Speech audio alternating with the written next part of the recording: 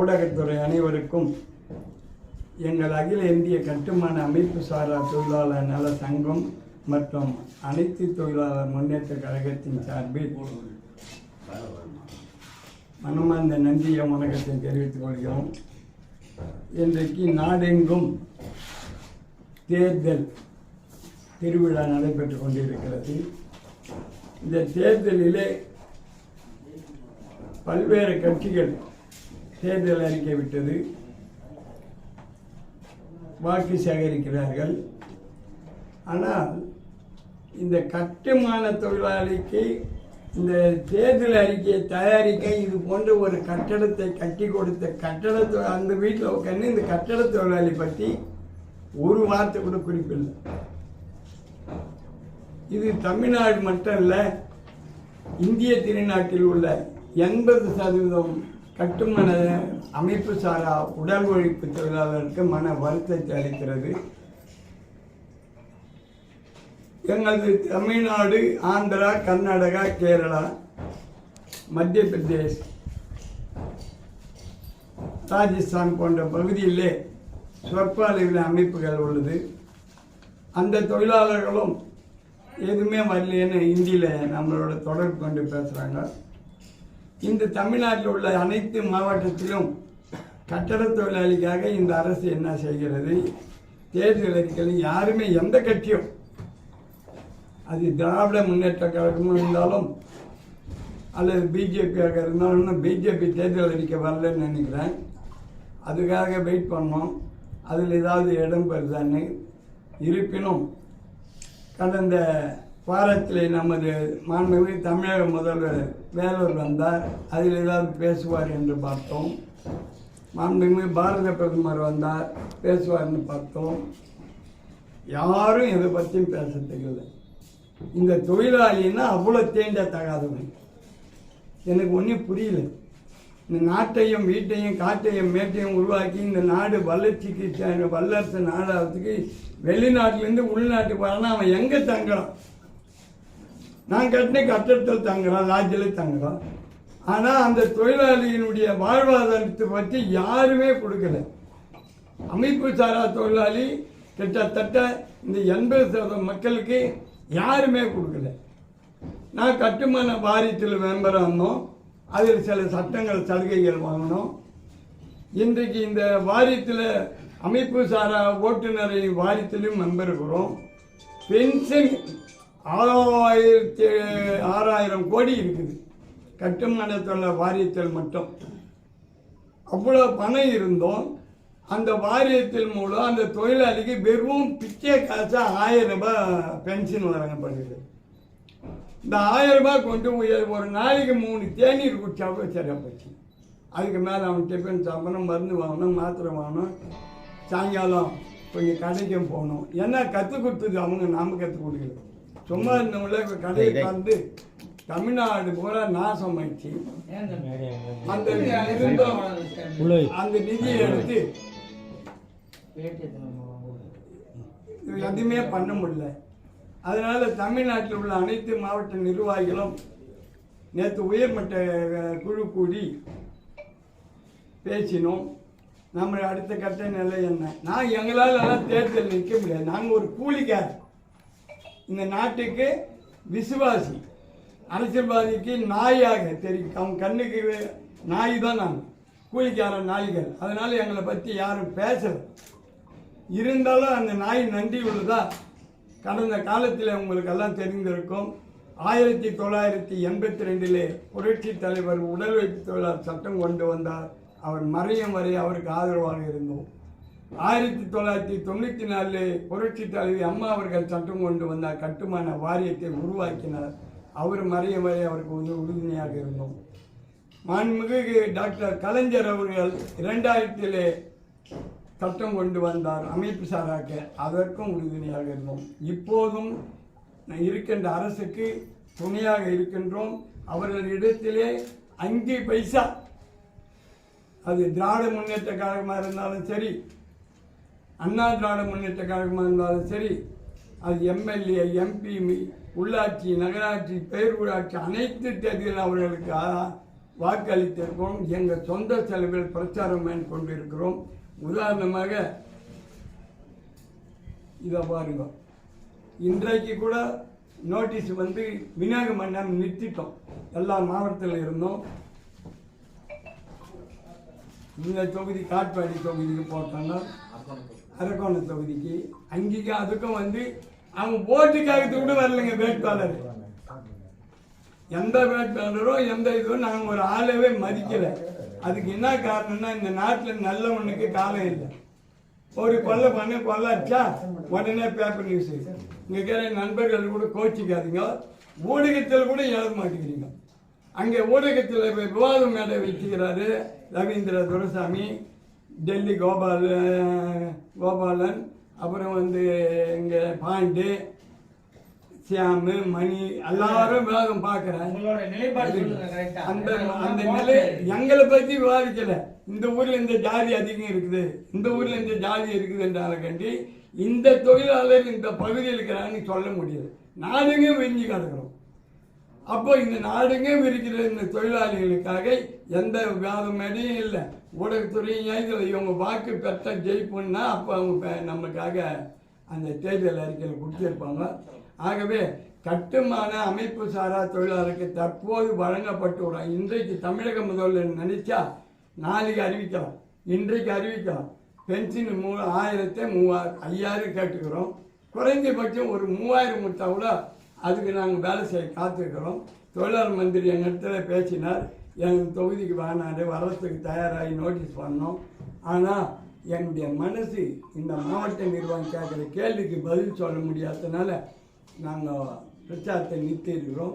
இன்று முதல் 15ஆம் தேதிக்குள் எந்த கட்சி இந்த கட்டட அமைப்பு சாரா தொழிலாளர்களுக்கு மத்தியிலே தனி அமைச்சகம் உருவாக்கி நிதி ஆதாரத்துடன் தனி இலாக்கா தனி அமைச்சகம் உருவாக்கி இஎஸ்ஐ, பிஎஃப், சட்டப்படியான பென்ஷன், வீட்டு வசதி போன்ற திட்டங்கள் உள்ளடங்கிய சட்டத்தை கொண்டு வருவோம் என உறுதி கூறுகின்ற கட்சிக்கு எங்களுடைய தொழிலாளர் முன்னேற்ற கழகம் ஆதரவு அளிப்பது.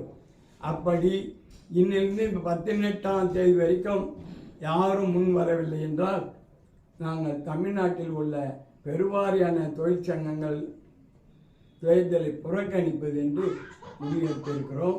அது மட்டுமல்ல, இந்த தேர்தலை அன்னைக்கு தேர்தல் அன்னைக்கு 60% வாக்கு தான் பதிவாகிறது. அதுக்கு காரணம் நான் 10, 30, 20, 25 வருஷமாக தேர்தல் ஸ்டேஷன் இடத்தில் இருந்து புகார் கூறி வருகிறேன். தேர்தல் அன்று கட்டட தொழிலாளிக்கு கூலி வழங்க வேண்டும். நாங்கள் கூலிக்கு வேலைக்கு போனால் தான் கூலி கிடைச்சா தான் எங்கள் குடும்பம் நடக்கும். அப்படின்னா எங்கள் குடும்பம் நடக்கிறதுக்கு அன்றைக்கி ஒரு நாள் வேலை போகுது. இன்றைய நேரத்துக்கு இன்றைக்கி கொத்தனாருக்கு 1000 ரூபாய் கூலி. அந்த 1000 ரூபாய் கூலி அவங்க இழந்து ஓட்டு போட வரணும். அதனால் அதை போடணும்.